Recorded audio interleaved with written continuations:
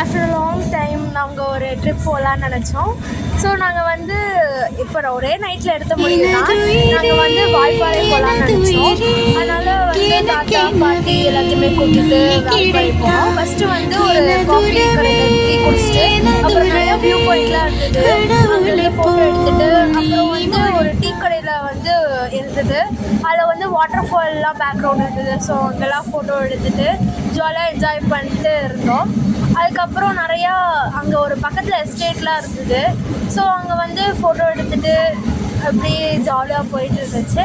அப்புறம் கிளைமேட்லாம் ரொம்ப நல்லா இருந்தது, ரொம்ப சூப்பராக இருந்தது.